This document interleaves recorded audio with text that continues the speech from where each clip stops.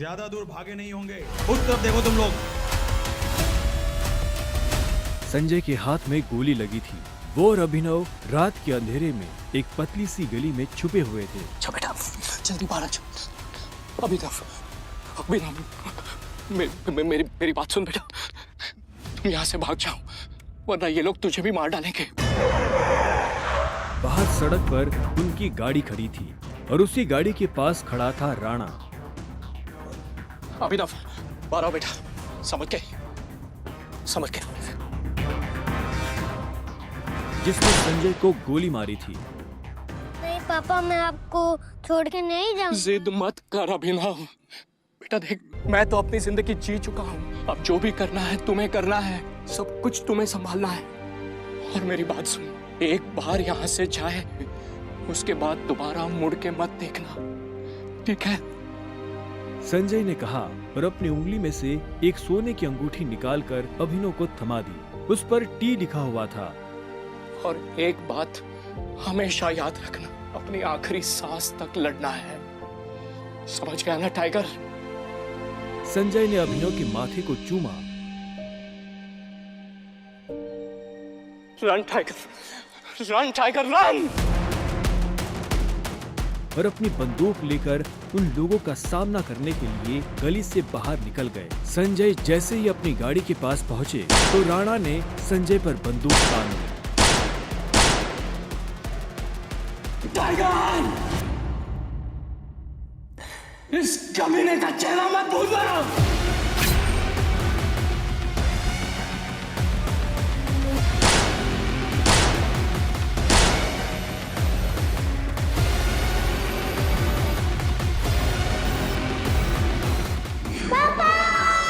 अभिनव चिल्लाया और अचानक से उसकी नींद खुल गई। पसीने में तरबतर अभिनव अपने बिस्तर पर उठकर बैठ गया और गहरी सांसें लेने लगा। 18 साल, पिछले 18 सालों से ये सपना इसी तरह से अभिनव को परेशान कर रहा था। अभिनव ने पहले अपनी उंगली में पहनी उस अंगूठी को देखा और फिर बाथरूम की तरफ बढ़ने लगा। अभिनव गुड़गांव में रहता था और डिलीवरी बॉय का काम करता था। हालांकि इस काम में उसका मन नहीं लगता था, लेकिन अनाथ आश्रम से निकलने के बाद उसके पास ये करने के अलावा और कोई चारा नहीं था।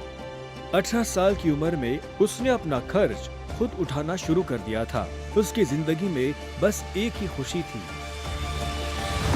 उसकी गर्लफ्रेंड वैभवी। जब भी वो वैभवी को देखता तो अपने सारे दुख भूल जाता था। और आज तो वैभवी का जन्मदिन था, इसलिए अभिनव जल्द से जल्द उससे मिलना चाहता था। अंकल, ये केक कितने का है? 600 गए और ये पेस्ट्री? वो 60 गए। एक दे दीजिए। असल में अभिनव और वैभवी ने ये तय किया था कि वो पैसे जोड़कर अपने लिए किराए का एक बड़ा घर लेंगे, इसीलिए वो पैसे वेस्ट नहीं करना चाहते थे। Thank you. कुछ देर के बाद जब वो वैभवी के घर के बाहर पहुंचा तो उसने देखा वहाँ काफी रंगीन लाइट्स जल रही थी और बाहर से तेज म्यूजिक की आवाज आ रही थी।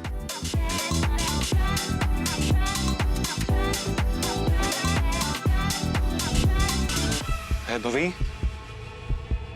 ये सब क्या है? ये कौन है वैभवी? देख नहीं रही है, डिलीवरी बॉय है। पर हम तो केक मंगवा चुके थे ना, फिर तूने पेस्ट्री क्यों मंगवाई? ओह, याद आया, ये तो वही डिलीवरी बॉय है ना जिसको तू डेट कर रही थी।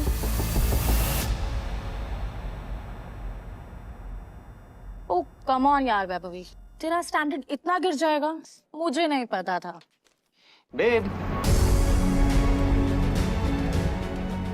Happy birthday babe. Abhinav Deven को अच्छी तरह से जानता था। वो एक बड़े बाप का लड़का था और हर वक्त वैभवी के आसपास मंडराता रहता था। देवेन को यहाँ देखते ही अभिनव का दिमाग खराब हो गया। उसके हाथ में एक बड़ा सा गिफ्ट था। उसके आगे अभिनव के हाथ में लटकी पेस्ट्री की थैली कुछ भी नहीं लग रही थी। मेरी वैभवी को छूने की तेरी हिम्मत कैसे? Stop it. दोस्तों, तुम लोगों को मेरे ऊपर डाउट था ना, मेरे स्टैंडर्ड्स पर डाउट था। अब बताती हूँ मेरे स्टैंडर्ड्स क्या है। मैं तुमसे ब्रेकअप कर रही हूँ। What? और नहीं तो क्या, बेचारी कब तक तुझ जैसे गरीब के साथ ऐसी आधी पेस्ट्री खाती रहेगी? साले तेरी हिम्मत कैसे? तेरी तो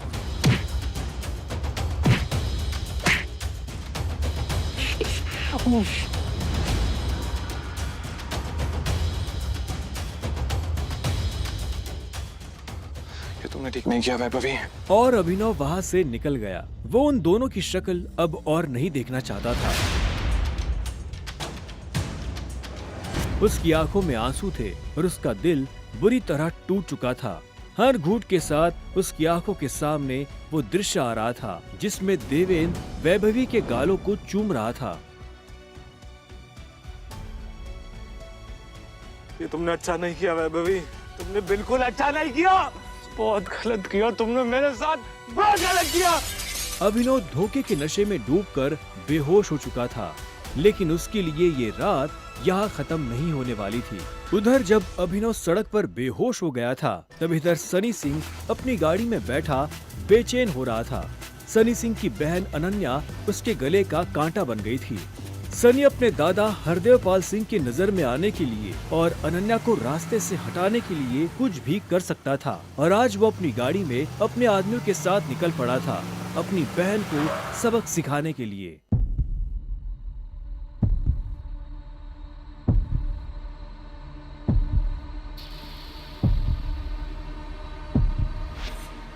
जल्दी करो, गाड़ी में डालो इसे। सुबह होने से पहले अगर हमने इसको अनन्या के कमरे में नहीं डाला तो ऐसा मौका दोबारा नहीं मिलेगा। Quick quick.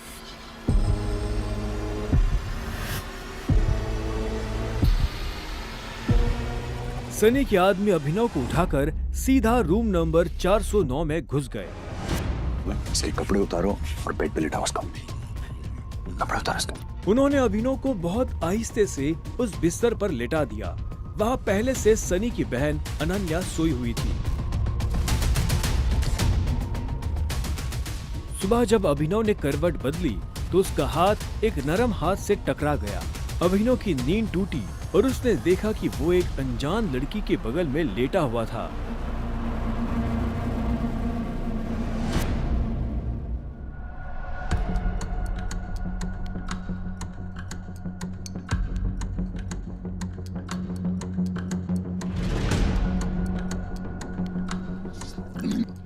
कौन हो तुम? तुम मेरे कमरे में क्या कर रहे हो? तुमने मेरे साथ क्या किया? अबे वो भी इस हाल में? छी छी छी छी छी छी छी। शेम ऑन यू बहना। मुझे तो तुम्हारे कैरेक्टर पर हमेशा से डाउट था। इतनी बार मैंने दादाजी को समझाया, बोला, पर हर बार बोले मेरी अनन्या ऐसा नहीं कर सकती। लो, कर दिया तुम्हारी अनन्या ने ऐसा। अब पता है दादाजी को उनकी पोती की ये जो रंग रलियां चल रही है, इनका से लाइव टेलीकास्ट दिखाने के लिए मैंने उन्हें यहाँ बुला लिया। भाई मुझे नहीं पता, भरोसा करिए। क्या हुआ, कैसे हुआ? मैं जानती तक नहीं इस लड़के को, नहीं जानती भाई। मैं भी, हम दोनों के बीच में कुछ भी नहीं हुआ। नहीं।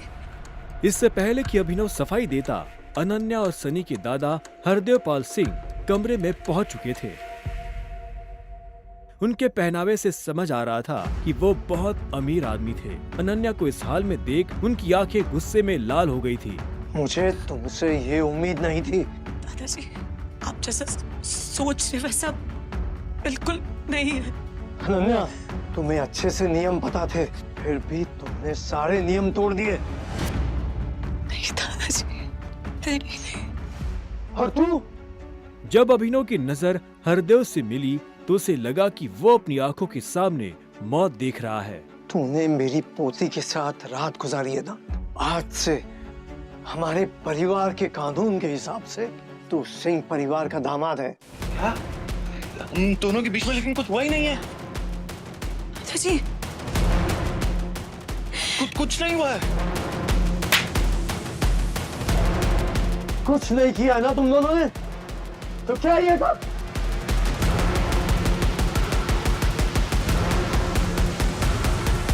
इससे पहले कि अभिनव कुछ समझे, हरदेव के आदमियों ने उसे मारना शुरू कर दिया था। अभिनव हरदेव की उम्र का लिहाज कर रहा था, इसलिए उसने अपने आप को रोक लिया था। अनन्या, इसे हॉस्पिटल भेज देना ताकि शाम को अकरम की पार्टी में आने के लिए ठीक ठाक से तैयार हो जाए। और याद रखना, मुझे शाम को अकरम की पार्टी में ये तुम्हारे साथ जरूर नजर आना चाहिए।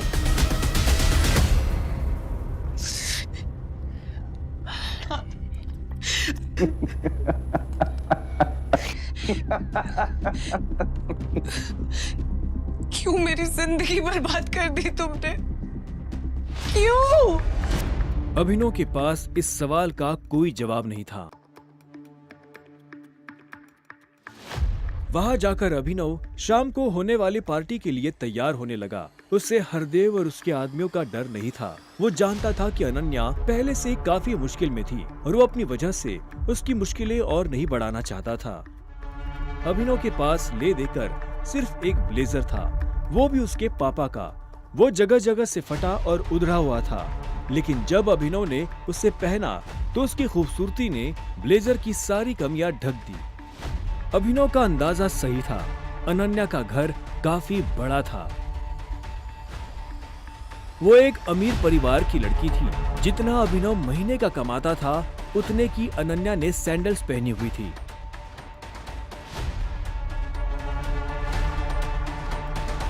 अनन्या की आंखों में दिख रहा था कि वो अभिनव से कितनी नफरत करती थी। अभिनव भी पार्टी में इतने बड़े लोगों के बीच जाने से घबरा रहा था। उसी घबराहट में उसने कब अपने पापा की अंगूठी को उंगली में गोल गोल घुमाना शुरू कर दिया, उसे पता ही नहीं चला।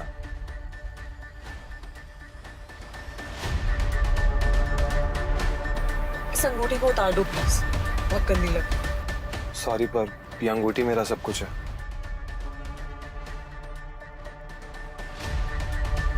अकरम का घर किले जैसा था, जिसके चारों तरफ बाउंसर्स बंदूकें लिए खड़े थे।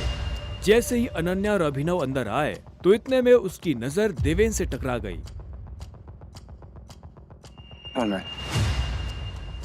तुम यहाँ क्या कर रहा है साले?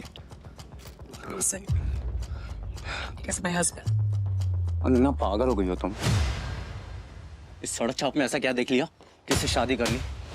जुबान संभाल के बात कर। नहीं तो क्या? क्या कर लेगा तू? बोलना, क्या कर लेगा? देवेन भी तैश में आ गया। अभिनव उसके ऊपर हाथ उठाने ही वाला था कि इतने में उन दोनों का झगड़ा देख पार्टी का ऑर्गेनाइजर अकरम वहां पहुंच चुका था। क्या हो रहा है यहाँ?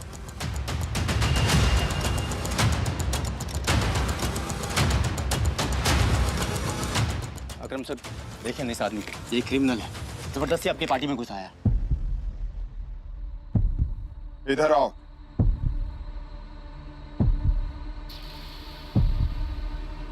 कौन हो तुम और यहाँ कैसे आए? एक्चुअली ये मेरे पति है। अकरम को अनन्या की बात पर विश्वास नहीं हुआ। तुम इस पार्टी में इनवाइटेड नहीं हो। इससे पहले कि मैं पुलिस को बुलाऊं, चले जाओ यहाँ से। Thank you Akram sir. और अनन्या, तुम भी इससे दूर रहो, साला गरीब कहीं का। रुको। अकरम भागते हुए अभिनव के पास गया और उसकी अंगूठी को देखने लगा। मुझे तुमसे कुछ जरूरी बात करनी है, अकेले में। अच्छा, चलो। अकरम ने कहा और अभिनव का हाथ पकड़कर उसे अपने साथ अंदर ले जाने लगा। अनन्या, देवेन, सनी और पार्टी में मौजूद बाकी लोग ये देख हैरान हो गए थे। कुछ देर बाद जब वो अकरम के कमरे में पहुंच गए तो अकरम ने दरवाजा बंद किया और अभिनव के पास आकर बोला, मैं तुम्हारी ये अंगूठी देखना चाहता हूँ। क्यों? करो बात, मैं ऐसे मांगने वाला नहीं हूँ, बस मुझे इसमें कुछ देखना है, प्लीज।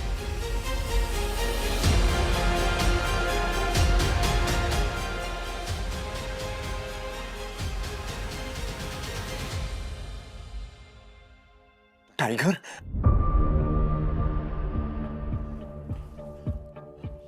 टाइगर? अभिनव ने अकरम के मुंह से ये शब्द सुना तो वो हैरान हो गया। उसे अचानक से अपने पिता के वो आखिरी शब्द याद आ गए जो उन्होंने अभिनव से विदा लेते हुए कह दिए थे। लेकिन अभिनव हैरान था, उससे समझ नहीं आ रहा था कि अकरम ये सब कैसे जानता था। आखिरकार मैंने तुम्हें ढूंढ ही लिया टाइगर। टाइगर?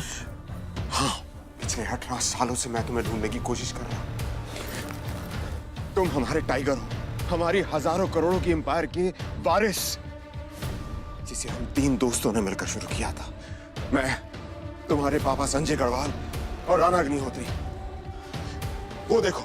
इतना कहते ही अकरम ने दीवार पर टंगी एक तस्वीर की तरफ इशारा कर दिया, जिसमें संजय, अकरम और राणा तीनों मौजूद थे। राणा को देख अभिनव को झटका लगा। उसकी आंखों के सामने वो सपना फिर से हरा हो गया, जो वो हर सुबह देखकर उठता था। उस रात अभिनव के पिता को जिस आदमी ने गोली मारी थी वो राणा था। दोस्त होने के बावजूद राणा ने अभिनव के पिता के साथ गद्दारी की थी। अभिनव की आंखें चिंगारी सी लाल हो गई। क्या हुआ? तुम इतना गुस्से में क्यों? नहीं, मैं ठीक हूँ। आप मुझसे कुछ कहना चाहते थे? हाँ, तो मैं तुम्हें हमारी कंपनी द माफिया किंग के बारे में कुछ बताने वाला था, जिसे हम 3 दोस्तों ने मिलकर खड़ा किया था। द माफिया किंग, जिसके नाम से पॉलिटिशियन, सेलिब्रिटीज, इस देश का सबसे बड़ा आदमी भी कांपता था। लेकिन तुम्हारे पापा के जाने के बाद सब कुछ बिखर गया, और इस दौरान हमारे कई दुश्मन खड़े हो गए, जिसमें सबसे बड़ा दुश्मन है इकबाल शेखावत। वो तुम्हें कई सालों से ढूंढने की कोशिश कर रहा है, ताकि तुम्हें मारकर वो हमारा नामो निशान खत्म कर देना चाहता है। फिलहाल द माफिया किंग का सारा काम राणा का बेटा मोंटी संभाल रहा है। अब तुम आ गए हो तो इस कंपनी की भाग दौड़ अब तुम संभालोगे। अपने पापा के काम को अब तुम्हें आगे बढ़ाना होगा टाइगर। ये सुनते ही अभिनव के कान खड़े हो गए थे। कल तक उसकी जेब में 100 रुपए भी नहीं थे, और आज अचानक वो हजारों करोड़ की कंपनी का मालिक हो गया था। अब आगे क्या होने वाला था? क्या अभिनव अपने पिता की मौत का बदला ले पाएगा? कैसे